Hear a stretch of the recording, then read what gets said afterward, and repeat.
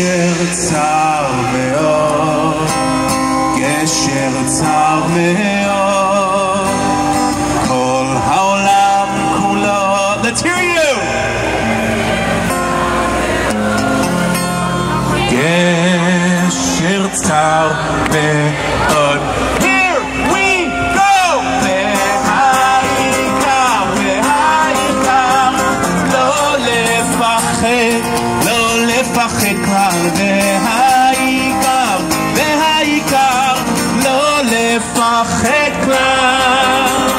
והעיקר, והעיקר, לא לפחד, לא לפחד כבר. והעיקר, והעיקר, לא לפחד כבר.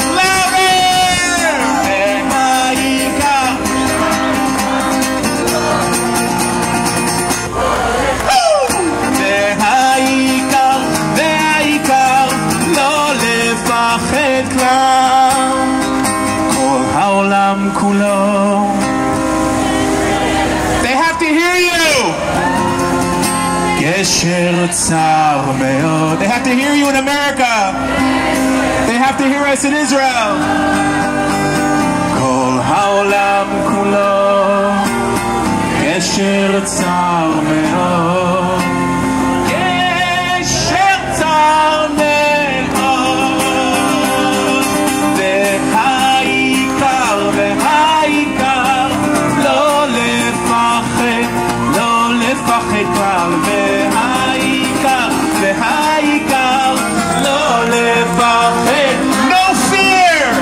והעיקר, והעיקר, no fear, no fear. והעיקר, והעיקר, לא לפחד.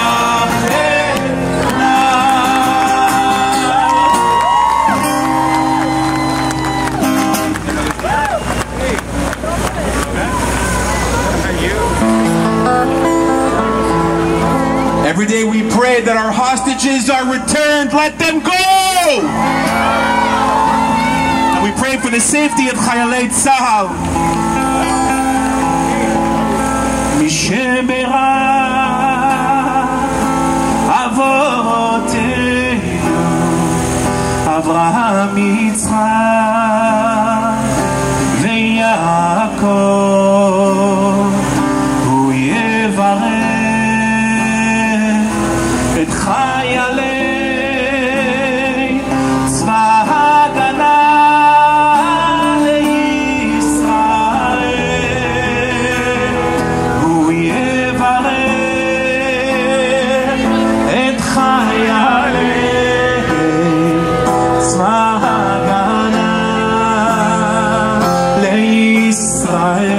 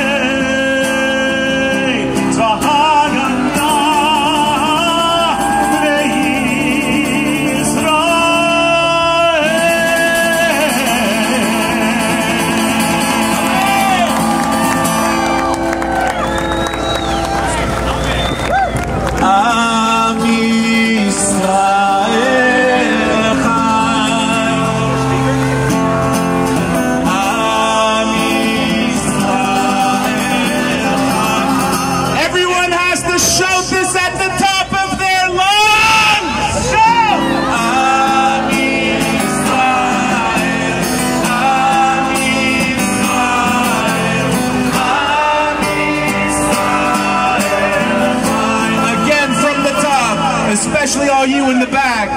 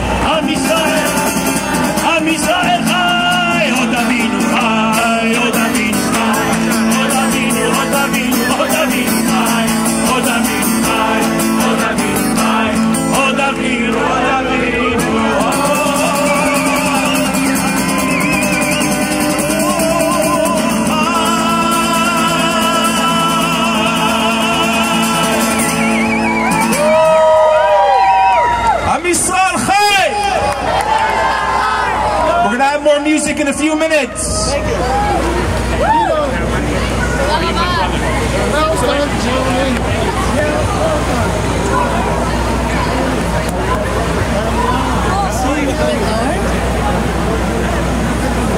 Yes.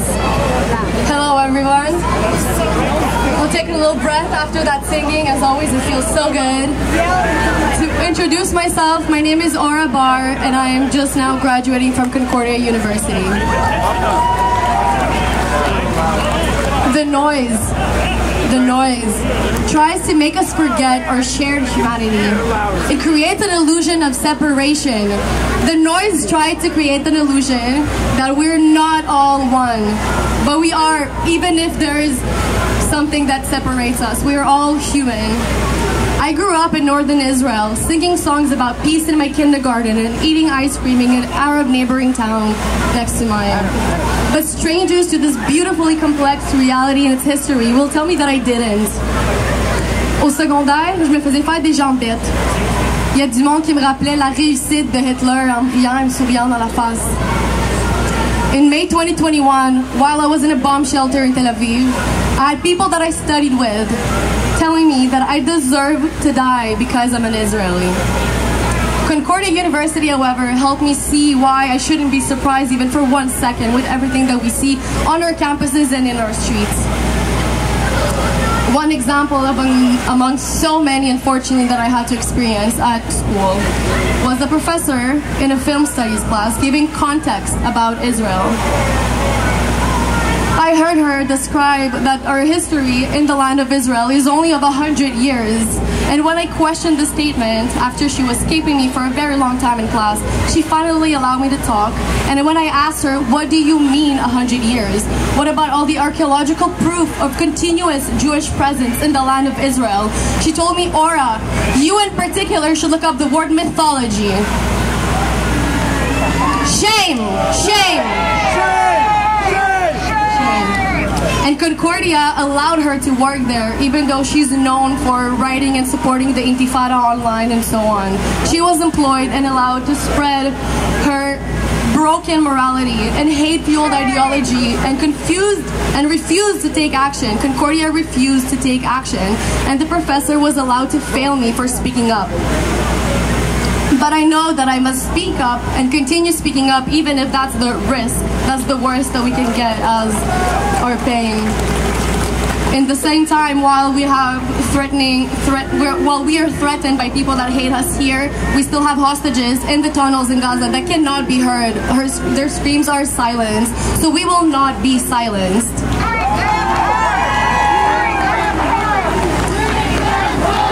Bring them home! Bring them home! Bring them home! Bring them home! Bring them home! Bring them home! I know that very confused and there's a lot of anger inside. And while anger simmers within me, it will never lead me to hostility. While these are very challenging times, we must continue standing with compassion as our guiding hand. We are all standing here today hoping for a peaceful future. And with this, I want to leave you with a thought.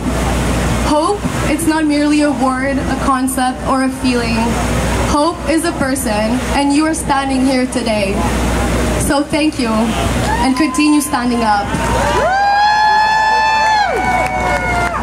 I will now introduce our next speaker, Hillel Fool, an Israeli technology business advisor, influential blogger, and dynamic vlogger. His unwavering dedication to his homeland is deeply rooted, driven in part by the tragic loss of his brother to terrorism in the West Bank in 2018. Through his passionate advocacy and insightful commentary, he has emerged as a prominent figure, especially on social media, since the onset of the war on October 7th. He is in Montreal to give the closing keynote presentation at the Congregation Shara Shamayim Day on Learning on Sunday today, and now he will speak here. Welcome, Hillel.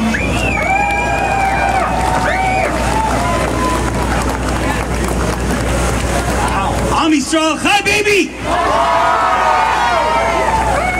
I heard this was organized in the last minute. That makes me want to cry. You guys are amazing. I will. Am Yisrael Chai is not just 3 words. This is the story of our nation, of our people. In every generation, they try to bring us down. And here we are. Am Yisrael Chai. The more they hate, the more we love. The more they march and they chant, the more we unite. The more they bring darkness, the more we bring light. The more they glorify death, the more we celebrate life. You know, we just celebrated Passover. And what our enemies don't know is that we have resilience built into our DNA. In the story of Passover, in the Bible, not in the commentary, in the Bible, it says, the more they persecuted us, the stronger we got. And that is the story of our nation. Don't let anyone, especially those guys, cloud your moral clarity, because we're on the right side of history here. It's hard to see it right now, people. It's very hard to see it because we're in it. But if I told you, back in the days of Purim or Hanukkah or Passover, that one day we will celebrate, it would have been hard to imagine, but here we are celebrating, and we will celebrate this era in our nation as well. And I want to leave you with 4 words, and these are the most important 4 words that we all need to remind ourselves over and over again. We will dance again. Am Yisrael Chai!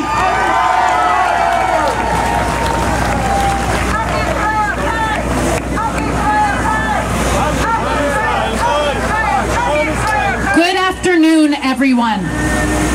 I stand before you today with a heart filled with passion and a voice resounding with determination. My name is Dr. Samantha Balas, and McGill runs deep in my veins. 7 years I devoted to this institution, first as a science undergrad and then as a medical student. Now, as a doctor today, I remain tethered to McGill, guiding medical students through their journey. But beyond my professional pursuits, I am a proud member of the AMJQ, l'Association des Médecins Juifs du Québec. Yes, we are Jewish doctors of Quebec making a difference. This was formed shortly after October 7th. I serve on the Anti-Semitism Committee, and let me tell you, the past 7 months have been a battleground.